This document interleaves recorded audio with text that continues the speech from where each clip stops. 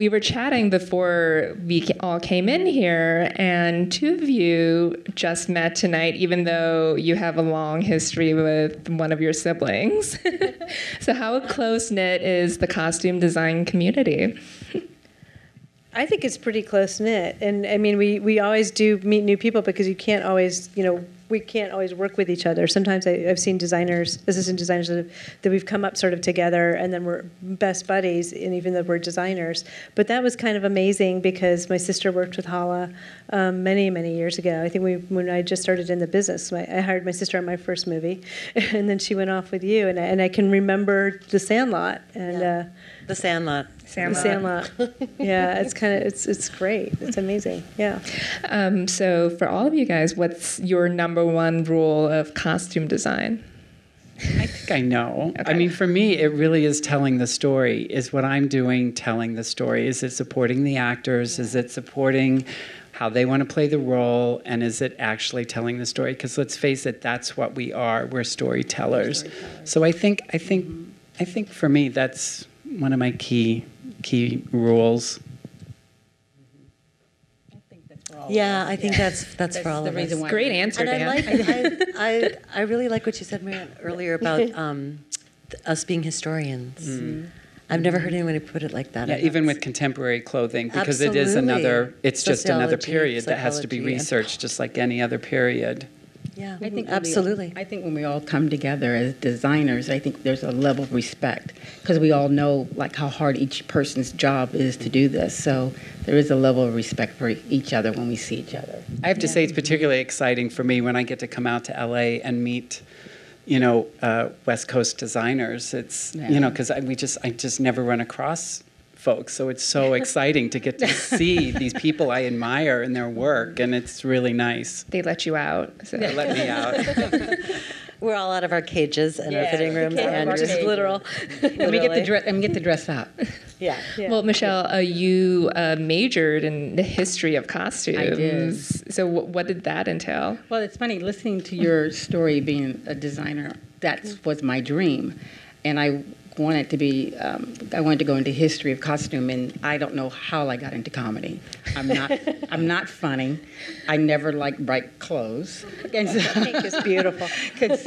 But I had a blessed career as far as from In Living Color to from all these different shows with a lot of color. So I always admire both of you guys, your work, because it was my dream as a young girl. I also dreamed of going into costumes. I just didn't know it could be a career. I used to watch Edith Head go up on that stage and get her Academy Award every year, and it just didn't seem possible. And somehow I got lucky, and I think kudos to everybody, because it's a really an interesting job. It's not just about designing pretty clothes, and it's history, it's psychology. We have a great responsibility to go out there and to bring the writers, directors, ideas forth, and then the actors have. We're all, I think, lucky. I have great actors on my show, and they make my job, even better because they're game and they have quite a process and understanding their characters, and and it's just it's a very exciting.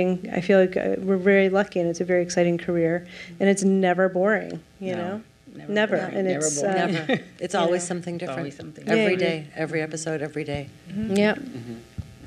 What's the most each of you have had to improvise, whether on your current shows or previous projects? I'm not going to name names, but once literally the actress and I looked at each other, and something came up, and we looked at each other, and she looked at my outfit, and she said, "You know what I'm thinking?" And I'm like, all of it. Jeans, top. Take your clothes off, babe. I'm putting them on. That was not This Is Us. It was one of those last minute things, and it just happened to be. I must have been channeling the character, where I was channeling. I mean, I always. You guys probably do this too. Like, I really, really start to identify with one or more of my characters, and I was dressed like her character, and we needed something in a pinch, and I took off my clothes, and she didn't care, and I was sweaty, and she didn't care, and she wanted to wear them. I took my bra off. Wait a second. For Lisa Bonet, she forgot her bra. And we were doing Different World. I was a costumer then, and I was assisting Palmer Brown, who's deceased now. But anyway, I had to take my bra off for her and give it to her. Did she ask for it? She had no choice. That's how much we care. Well, that's weird because I had to take my bra off too once. So. Also for Lisa Bonet. Also, strangely enough. No, I had a thing once on the pilot for Instinct where we showed up on we were going to shoot in black light and the clothing needed to glow, and it glowed in rehearsal and practice, where we tested it. And then when we actually for some reason, when we got to set, the way that it was all lit and everything, it didn't glow. And it was like a pretty huge change, right? And it, right, you guys, it makes you really, really sweat when that happens, when you have to make a change, like right there and it's happening. And, it worked out really well and it was good. I started out in soaps.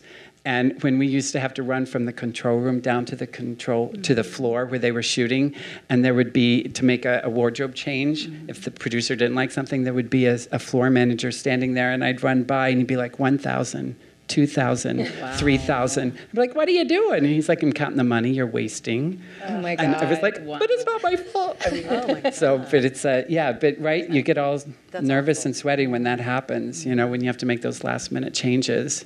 You must have stuff. Oh my God. I don't want to bore you all. No, there's so many.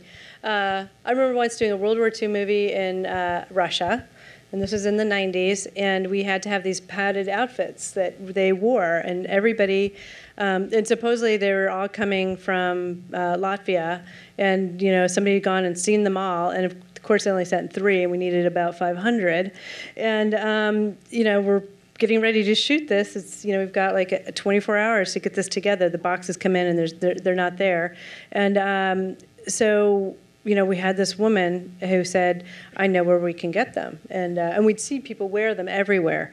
It's kind of a sad story, though. It's very tragic when you think about it now. But this is the curtain had just sort of come down in over there, and we had employed a lot of people that had not had jobs in a long time, and they were amazing. Somebody new would just show up every day, and they'd be sweeping the floor, and like, yeah, that's my cousin. I'm like, great, they can stay.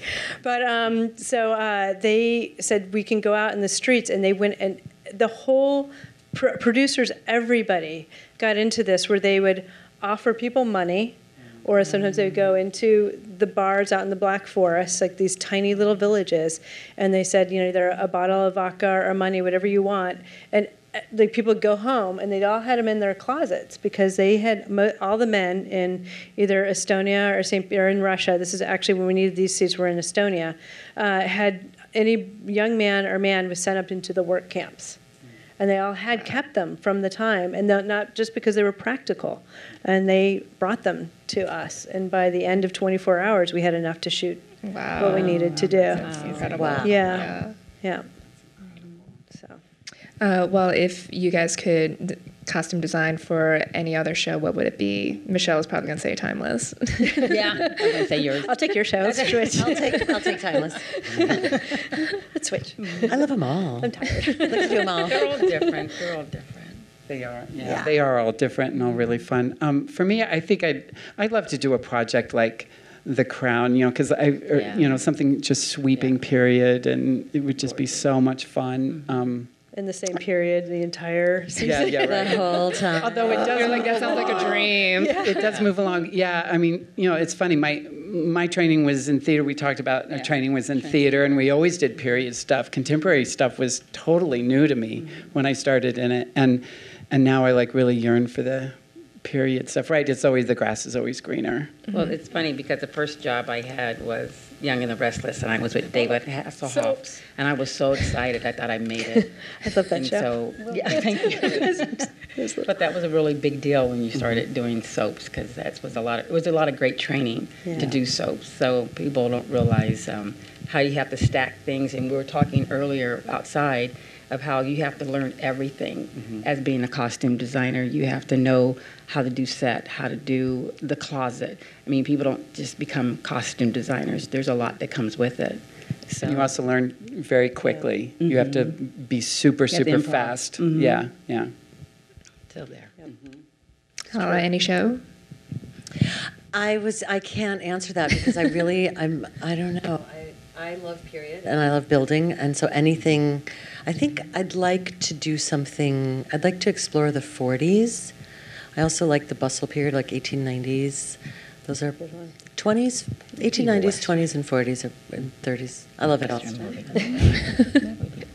Just tell Dan, like, go back. Dan, can we please go back to the 1890s? I want to do The some Pearsons I love doing ancestors. cowboys. I like doing. I did a film with Ed Harris and January Jones that wasn't released here in the States. It went to video, but it was like number 4 in France, in France in the box office. But it was called Sweetwater when we made it, and they released it under a different name. And in France, they released it as, it's called The Sheriff. And it was 1890s, and it was Western, and there was a female heroine, and it was just, I just loved it so much. I'd like to go back to that. It was just really, really special. Yeah, I And mean, most designers. period is really. But look, contemporary is fun and challenging, and we were talking earlier that everybody is sort of they think they're an expert on contemporary clothing because everybody has a closet at home and they all have an opinion about it. So I feel like contemporary is harder. Yeah. It's It's a period. It's a period. Period. That's It's what all- we're it's- saying. yeah. It's a period. So what's the best piece of advice that you've been given during your career that you would like to pass on to any budding costume designers? Learn to sew. Yeah. Yeah. Because then you'll know, not that you're going to be doing the sewing, but you'll understand how a garment is constructed, and it just broadens your repertoire of ideas. You're never really stumped by a dress if you know construction. And you get the respect from your tailors when you. Yes. You have a lot of respect Yes. from your tailors. And you can jump in and help them in a pinch. Just kidding. I think be a team player. I think, and that's with everybody from like the PAs to props to the director to the actors. Hair and makeup. You really have to be a team player and realize you're not the only one with an idea, and be ready to adapt and to change what you're thinking, but still bring to the plate what what your feelings and your integrity, but still be ready to turn on a dime if you need to, but working with everybody around you because it really is collaborative. I'd say what Dan just said. I'd say I always say it's not about you. Like sometimes when I'll go into a fitting, I just got to remember you've got to be clear and you've got to be the conduit for which all this is going to come through, and you have to be in control and put it all out there to get it done so that you get what you want, but also listen to everybody around you. The perfect idea can come from anything, and you have to be open to it. I have to say, it really is nice. I mean, years and years ago when I learned to drop the ego, because when you first get out of school, you think, I know everything. And, and I very quickly learned I didn't know anything. And to sort of drop your ego and leave it. And it's so freeing to do that and to just open yourself up, and you're able to focus your energies in so much more productive ways.